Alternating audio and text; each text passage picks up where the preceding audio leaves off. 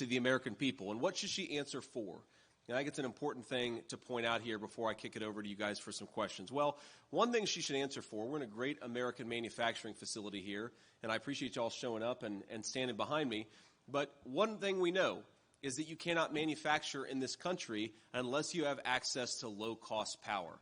And we happen to be sitting on the Saudi Arabia of natural gas in this country. We happen to have unlimited oil and gas resources right here in the United States of America, and yet Kamala Harris would rather get energy from tin-pot dictators in Iran and Russia than from American citizens and American workers. And not only is that driving up the cost of power for hardworking American families, it's also making it harder and harder to manufacture right here in the United States of America. And I'm one of these guys who believes that it's important that we make more things right here in the USA. We ought to make more of our own pharmaceuticals. We ought to make more of our own manufactured goods. We ought to make more of our own food.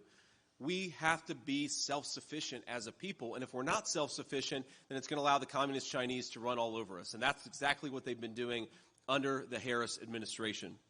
The other thing that Kamala Harris ought to answer for is this terrible crisis at the American southern border.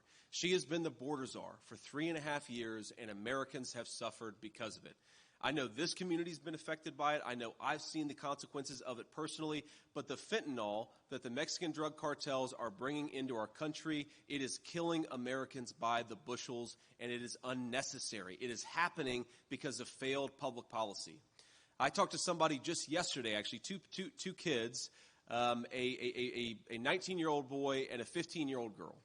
And their mom and dad had died of a fentanyl overdose just 5 years prior when they were 10 and 14 years old. These two kids were orphaned.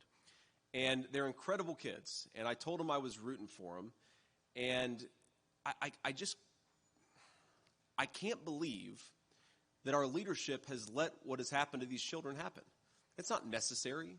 There's no American that wants the Mexican drug cartels to take advantage of our country and make billions of dollars selling drugs into our communities, and these kids suffered because of it. You have a little girl who's bounced around 4 foster homes in just the past 4 years because of the poison that took her parents from her. And you ask yourselves, why are we doing this? Why are we letting this stuff come into our country? I know very personally the pain of addiction. Some of you saw my RNC remarks, but my mom struggled with addiction for pretty much my entire life. And she's been clean and sober for nearly 10 years now, and that's an incredible blessing for my family, an incredible blessing for my kids to be able to get to know their grandmother. But I really believe that if the poison that Kamala Harris is letting come across the border in 2024 was coming across the border 15 years ago or 12 years ago, I would have never got that second chance with my mom. And we would have never had the opportunity to see her build a wonderful relationship with her 3 grandchildren.